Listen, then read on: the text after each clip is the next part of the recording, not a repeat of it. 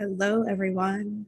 Welcome back to another episode of Becoming Chiron, the key to healing and personal alchemy, with your hostess, me, Ursula Duffy. And today is Monday, July 18th. It's about 2:37 p.m. in the afternoon here in Atlantic City on the East Coast. And today we're going to talk about astrology. Last episode we did truth and facts about aromatherapy, and today we're going to talk some truth and facts about astrology. But first, as we've been doing, we're going to do a little astro-weather check.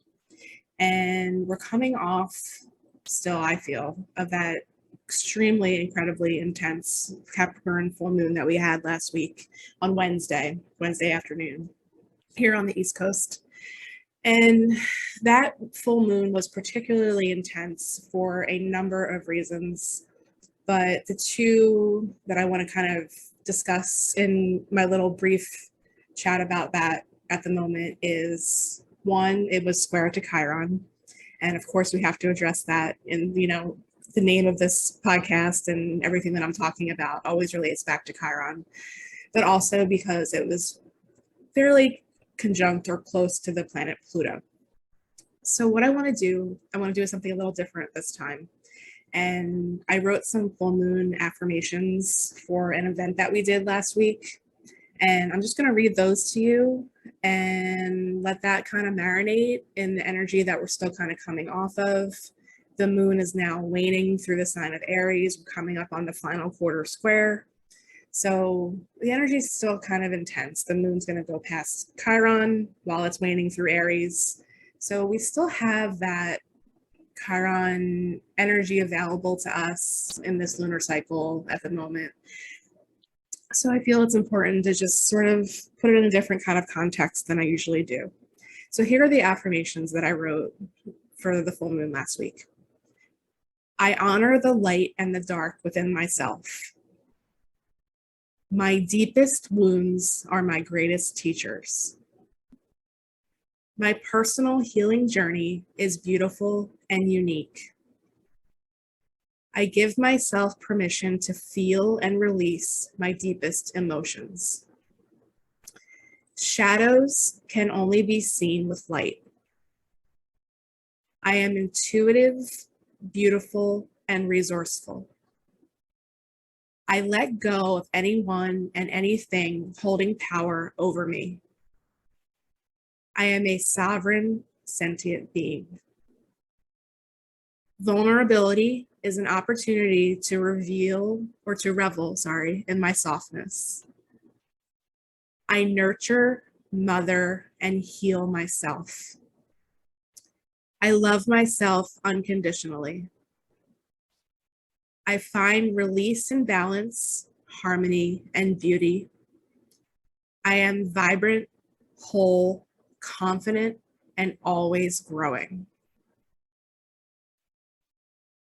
So I want to let those steep for a moment. You can always kind of rewind and go back to each one and see how it feels in your body, see how it affects you, see how it relates to the energy that maybe you felt last week under the full moon, and or energy that you're still integrating and feeling now, especially as we're coming up on that last quarter square. And a lot of what I pulled into these affirmations was the energy of Pluto, the energy of Chiron, and also the energy of Cancer. We are still technically in Cancer season at the moment. Couple other astro weather checks that we just went through. Mercury just hit the midpoint of the cycle with the Cazimi on the other side of the sun. So this is when Mercury is now gone halfway around since the retrograde when the cycle began back in, I believe it was June. And Mercury is now in Cancer. Mercury has been in Cancer, and Venus just entered Cancer as well. So we have a lot of that Cancerian energy. And as the planets have been going through the sign of Cancer, they've been making squares to Chiron and Jupiter and Aries. So a lot of that tension that we can be feeling, a lot of the challenges that are surfacing after the full moon, but also during this Cancer season, are coming from those squares. We've talked about squares. Squares create tension that are like threshold experiences that force us to act in some kind of way. We're talking about Cancerian energy in particular. It's nurturing ourselves, but also expressing our emotions in an authentic and mature way. So those are the energies we've been under with the squares, but then also something that's been affecting me personally a lot, which I kind of want to touch on briefly before we get into the astrology discussion, is Uranus conjunct the North Node. So as I've talked about, I am a Taurus rising. So this is happening in the first house of my chart. And it's been extremely intense and taxing on my energy and my body. I just came off of a couple of days where I wasn't feeling well. I've been sleeping 10 to 11 hours a night. I've just been completely exhausted. This is a lot of energy to embody. The other part of this for me personally is I have Chiron, like I said, at 17 degrees of Taurus. So this is the first time in my life that Chiron has, or that Uranus has touched my Chiron. Uranus is at 18 degrees of Taurus now, and my Chiron's at 17, like I said. So it's Chiron speaking, all of this coming to the surface, getting this podcast out. It's all part of this transit for me, catalyzing all of this for me in particular, but also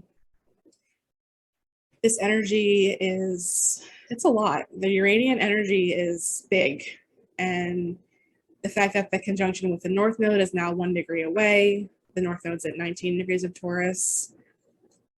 The way forward is learning how to embody this energy and learning all these Taurus lessons. We also have Mars in Taurus right now at 9 degrees.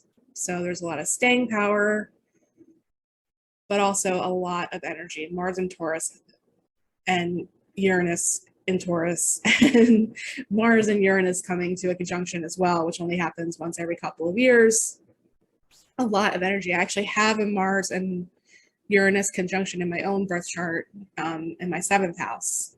So this is coming together now as my Uranus opposition is building, and this energy is just super intense. So I'm doing my best to honor my body and take advantage of when I'm feeling a lot of energy building up in my body, getting that out by doing things like this, but also giving myself rest when I'm really feeling like I need it. And I've just been feeling so depleted. So if anyone else has Chiron in these degrees of Taurus, and you're also experiencing this, particularly if you're a Taurus rising, I'd love to hear from you. How has this experience been going for you? What's been happening? How is it feeling in your body? How is it relating to your healing journey? I'd love to know all of it. So that is what's going on astrologically, collectively, but also for me personally. So I want to shift gears and move into the astrology discussion.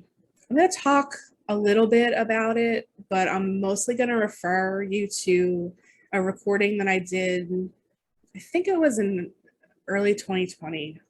I'm not sure of the exact date when I did this podcast episode of interview, but it was with Deb Bowen on her podcast called Quest for Connection, which she no longer does. But what we did was we went into a pretty much introductory discussion about astrology.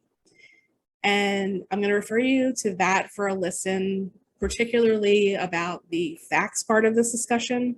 I will put a link to that episode in the show notes. It's on my website, on my podcast page, so you can find that there. But I just want to touch a little bit more on my own personal journey with astrology and how, just like with a lot of the other things that I've already talked about, it's been very unconventional. As I talked about in my spiritual reawakening episode, it was very, very much divinely and spiritually guided. I never followed any astrologers in particular. I never had read any books up until that point. It just wasn't a part of my daily life. It wasn't so much in my awareness until the universe, dropped it on me pretty much, as I described in that episode. So it's important, I think, to convey why I feel that journey for me in particular is really important. Because I went into this field, eventually becoming a professional, with really no preconceived notions. And I think that that's a really important, I kind of call it like I was a clean slate. But I've always had this awareness and this connection to the cosmos. Whenever I go outside, the first thing I do is I look up. I've always done that my entire life. I've always seen and been blessed to have seen shooting stars. Just look up and there's a shooting star. I've always had this connection to the stars and the moon and the planets, all of it, my entire life. So I think the biggest takeaway is the importance that to have an awareness that this consciousness of the universe is inside of all of us. And when we're looking up at the sky, we're looking at consciousness to an extent. And on a soul level, as we come in, when we incarnate, we kind of pass through all of it to get here on this earth plane. So each planet, each star, all of it is inside of us. And I think that's really important to note, because a lot of the times with astrology, we look outward for answers, but really the answers are already within. And that connection that I'm talking about, that was always there, was just waiting to really be ignited and awakened within me. But like, I'm named after the dippers. My name, Ursula, partly comes from Ursa Major and Ursa Minor. That was where my mom kind of was coming from in my name. And then my dad loved the actress Ursula Andress. So they kind of had a common ground on my name before I was born. But we're born of the cosmos. We're born of the stars. Our consciousness lies there. And this Earth School lifetime is, you know, our chart is our lesson plan for this lifetime. You can look at it plain and simple, just like that. It's our soul. I call it our soul's fingerprint or blueprint, but it really is our lesson plan. And our jobs here, I feel to a big extent, are to learn about that and to learn how to get to the highest vibration expression of it. And I feel like every time I get to work with somebody, that is my job and that's my intention, is to show them the way to the highest vibration, embodiment, and expression of their birth chart. Astrology, by definition, is the ancient study of time and light. And there are many different layers that we're talking about when we talk about time and light. And I feel that it's important to have that self-awareness and know what the consciousness of each planet and star is inside of us and what it's teaching us, what we're here to learn. Astrology very much is the language of myth and the language of archetypes and multi-dimensional and multivalent symbols. And a lot of times we get, I feel a little bit caught up in just, rather than feeling into it, what other people's definitions are. And whenever I sit with somebody, I do my best to spend a good amount of time with the chart ahead of time. I usually prepare the chart the night before I do a reading. I dream on it, I intuit, and I let that person's soul really speak to me. And that's how I work with it. So one of the other things that I feel is really important is to just fall in love with the mystery to an extent. I mean, we can glean and get a lot of information from our charts and from the meanings and definitions and horary astrology and Hellenistic astrology, and knowing definitions and basic interpretations, I feel, are very important also, but they have their place.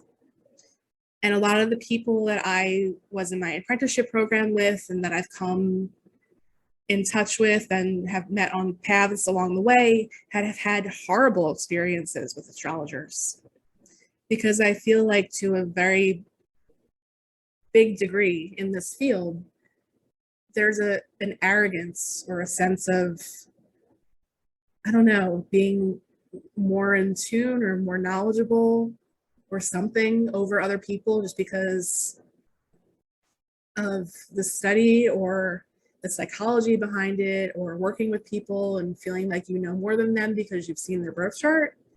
And that's just so unethical and wrong.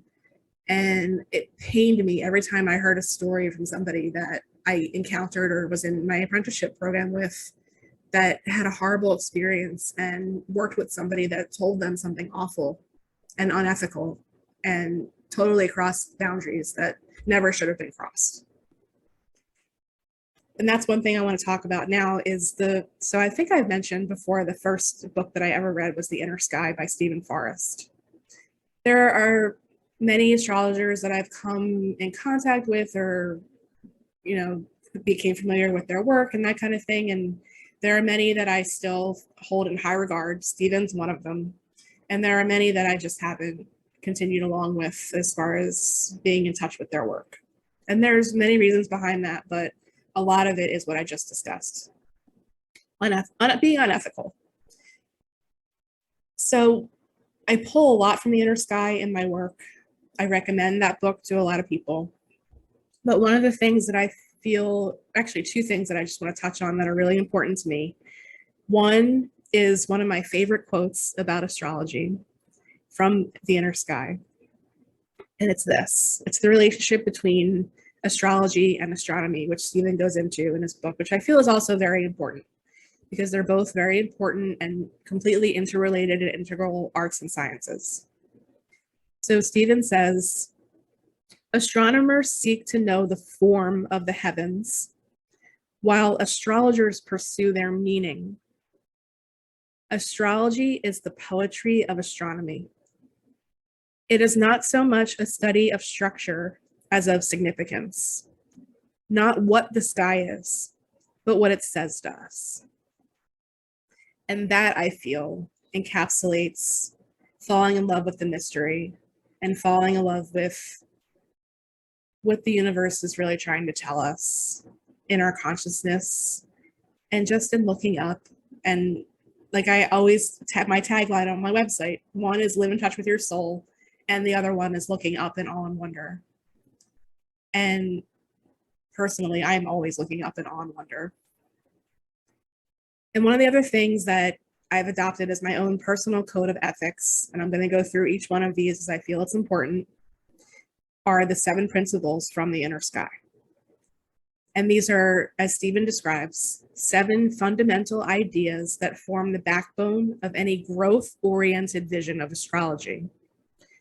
Any individual or text that diverges very far from them is probably more part of astrology's bad karma than part of its future. So number 1 from The Inner Sky of the 7 principles. Astrological symbols are neutral. There are no good ones, no bad ones.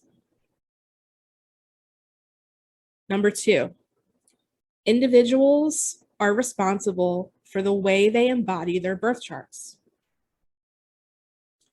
No astrologer can determine a person's level of response to his birth chart from that birth chart alone. That was number 3.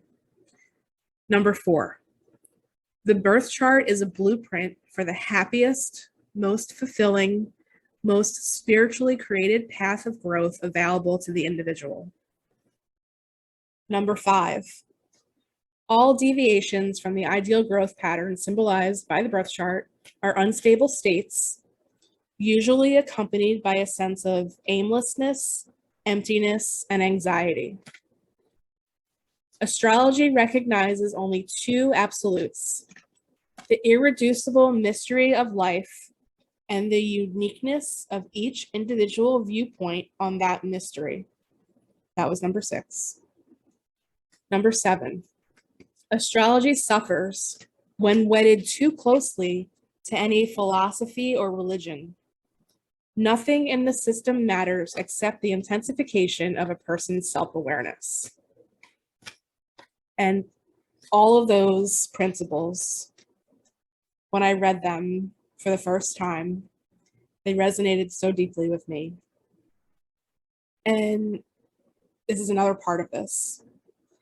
Having integrity and the fundamentals of doing no harm as a professional astrologer. Extremely important. extremely important. It's almost like the Hippocratic Oath to me. I put the same amount of stock and value in doing no harm as an astrologer and also as a medical professional. Because with this practice, we're working with people's soul, which is and should always be considered a gift and an absolute honor to sit with somebody in this way, but also psychology. And a lot of harm can be done if you say the wrong thing. And if you don't hold yourself to a specific set of ethics or a code of ethics. And the other part of it too is the whole industry doesn't have an ethics. Well, I think that's in the works. It might still be in the works. I haven't really followed up on some of the discussions that have been started, but there's no ethics board. There's no, slap on the wrist or fist or whatever by anybody if somebody does actually do harm, with the exception of the community coming out against somebody, which has also happened. I feel that integrity, honesty, and ethics, again, are extremely important to me personally, and also through the lens if you're somebody working with somebody, those are things that I feel should be at your forefront in making the decision of who to work with. Those are the main things I wanted to touch on. And then also too, just some of the things that get, like, people are out there and they just make shit up. I've seen some of the things I've seen and some of the interviews I've listened to, I just don't understand where people are coming from. I firmly believe that a lot of the things that are stereotypical are just not true. Like that if you're a Scorpio, you're an asshole and intense. Like, yeah, that can be an expression of it, but that's not something that you should just automatically think when you hear the word Scorpio. You should think more, this person is deeply emotional and has a high capacity and ability for transformation. Or if you're a Gemini, you're two-faced. Yeah, it can express like that, but that's also a stereotype. If you're a Taurus, you're stubborn, also a stereotype. Lots and lots of stereotypes have been created that I feel give a lot of things a bad rap and just contribute to the utter misinterpretation. And like I said, some people just out there making shit up. So where does anybody have a basis of truth and reality in something if that's kind of the mainstream approach? And I have a problem with that, especially coming at this from the way that I was guided to it and led to it, and not having those preconceived notions and hearing those things after the fact, like, what? That doesn't make any sense. So I know I've been on a bit of a soapbox today, but I feel as strongly about this as I do about safe and effective use of aromatherapy.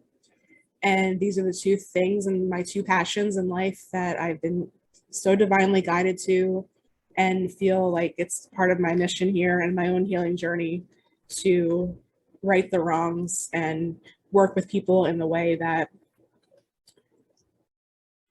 they should be worked with when looking at somebody's chart and pulling in the honor and the respect and the gratitude of even getting to have these sets of symbols in front of me and bringing this down to life and reality in such a way that I think, like I said in my first episode, sharing the lived experience, I feel, is one of the most important parts.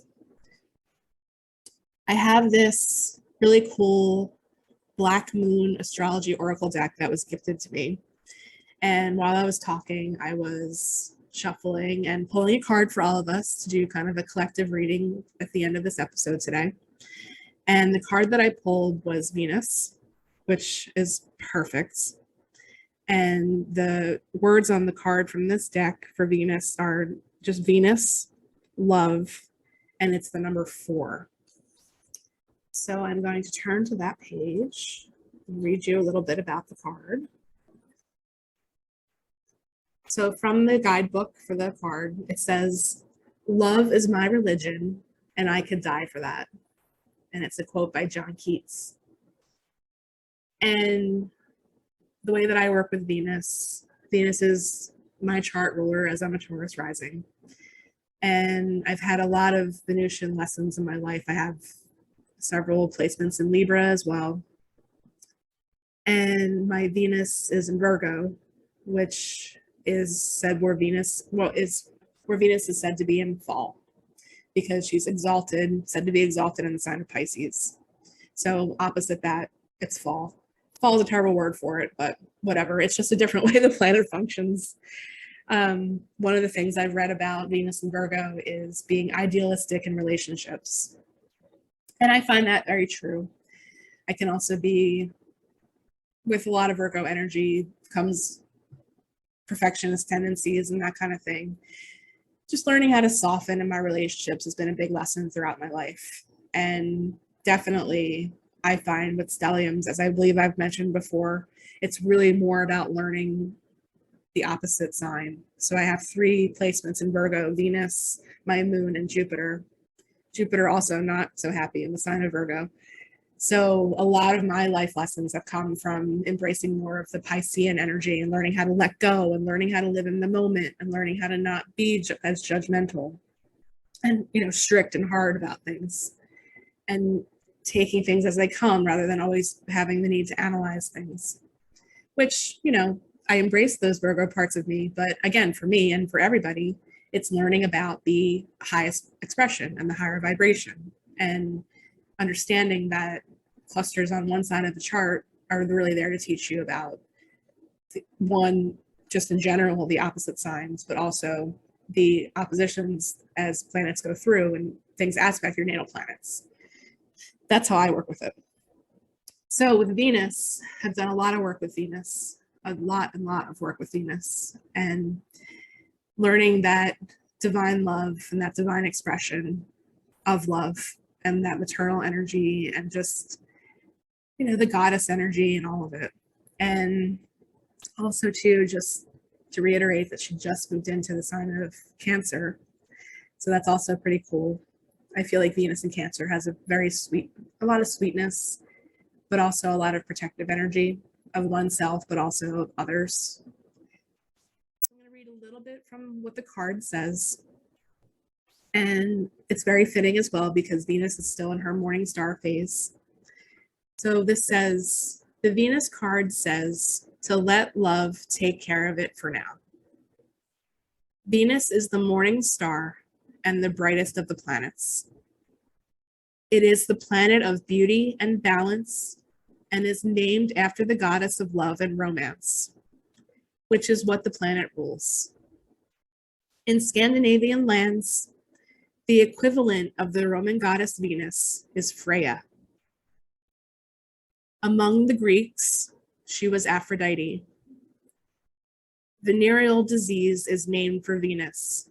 After all, she charms and seduces. She was once associated with Lucifer, who was not a demon, but an angel of light who fell to the earth plane from the heavens. In reality, the part of the astrological chart Venus rules is where we want the good life, where we desire ease and comfort, sweets and kisses, where we want to see beautiful, be beautiful, and smell beautiful. Venus co-rules the signs of Libra and Taurus, but the energies function differently in these signs. In Libra, Venus works best in the fields of beauty, social balance, and romantic love, while in Taurus, Venus stands for creature comforts and accumulating fineries. In both signs, Venus is very partner-oriented. There is a great need to unite with another when the Venus card presents itself. This can bring on codependency and fears of going it alone. Both Libra and Taurus are signs best supported in some form of partnership, but it does not necessarily have to be romantic or a marriage. Venus is the lesser Neptune. Love, romance, and art are her domains, yet she doesn't get lost in them. and lose her practical side. In fact, Venus is the planet of fashion, luxuries, balance, symmetry, artistic ability, and sugary foods, and she prefers to overlook the ugliness of the world. Buying objects that are beautiful, unnecessary, or excessive may come into play when this card is drawn. So be careful of wasting funds on items just because you want them. You may feel compelled to buy something beyond your budget because you think it's beautiful, while you really don't need it.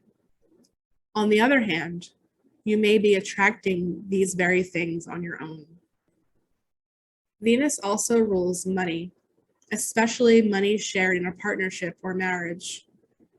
But this can be a business enterprise as well. Money worries should find resolution. Art, hair salons, restaurants, movies, concerts, dance recitals, craft shows, cosmetics, and fashion may figure in. You may be dealing with artists or people who work in the arts.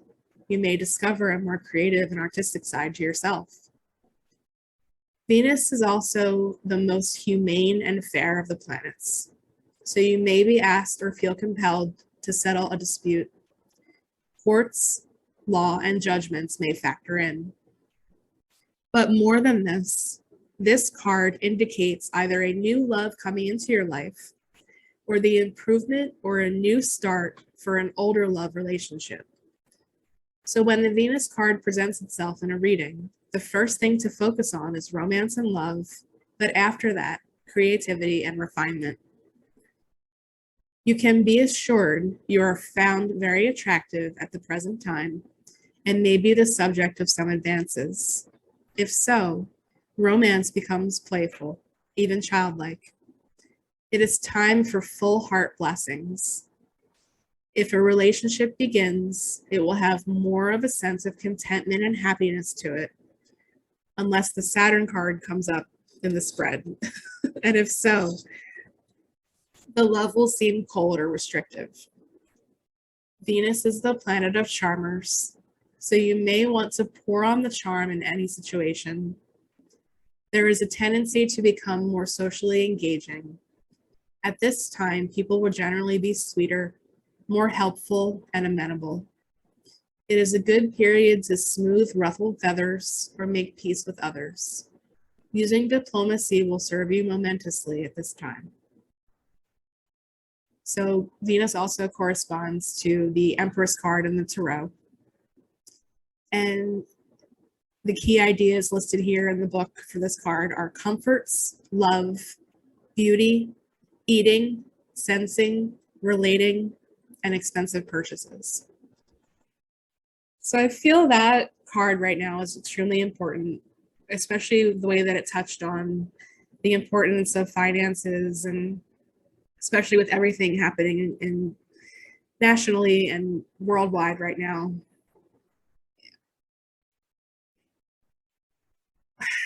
Cancerian energy relates a lot to our basic needs because that's what the moon relates to. The moon rules the sign of Cancer. And Venus also relates very much to our basic needs and our values. One of the key takeaways in my experience learning about Venus, just in my own connection, but also in my studies, is that she's described as the planet that rules over our connection. Connection is also key in this description to everything that we love and value in our lives. And I find that one of the best ways to connect with a planet is in its presence and visually. And Venus is still visible right now in the morning sky before dawn. There's actually a whole lineup of planets, and you'll see the waning crescent moon there as well, lumped in right now. You can see Saturn. I'm going kind of in order of from kind of up to down. So Saturn, Jupiter, Mars, Venus, and the moon will be in there in the next couple of days, depending on when you go look at it, if you can. Mercury is now shifting to the evening sky past the midpoint of the cycle, so Mercury is no longer visible in the morning.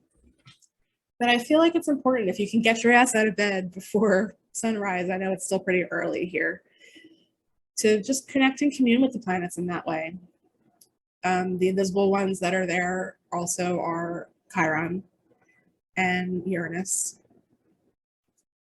And just see what kind of downloads you get if you start connecting with the planet in that way.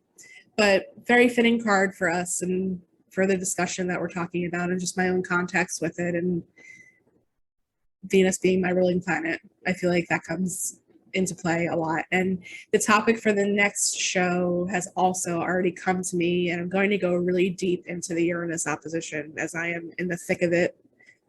I've been in and on steroids, as I've described, with Uranus going through my first house while this is all kind of building. So I want to talk about some of the lessons involved with being a Taurus rising and having that be a huge part of this experience for me. And I'll also touch on an article that I wrote about it. It was actually the first article that I've ever gotten published in a magazine. So we're going to talk about that next time. But in the meantime, please go back if you are called to listen to that Quest for Connection episode that I did, all about the fundamentals and the facts part of astrology.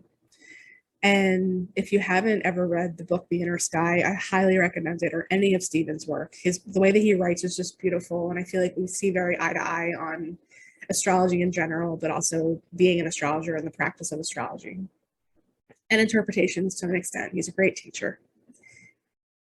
And as I've said before, I'm available for birth chart readings and aromatherapy, and also astrological aromatherapy consults.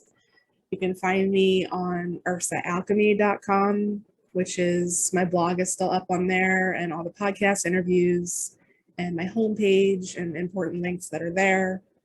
But also, primarily, my store is now completely moved to seagoddesshealingarts.com, and I'll put those links in the notes as well, and you'll see them come up if you're watching this on YouTube.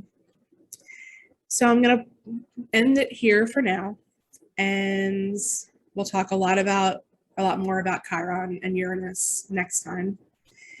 And just some key takeaways are just this whole, how astrology came to me, and that being part of my Chiron and my healing journey. It may not be the same for you, but I think that it's important to stay in the highest vibration as possible with everything. And always knowing that there's a shadow side, and having that awareness as well is extremely important. So that's it for today. Thank you for joining me. If you listen to this, thank you for listening. You know what to do if you want to show me some love. You know how to, I'm sure at this point, if you've listened to podcasts, give some stars, reach out to me. Like I said, if you have Chiron and Taurus, especially around 17, 18 degrees, very curious how your Uranus transit is going with that. And as always, as I end, remember to be a maverick. Thanks for listening.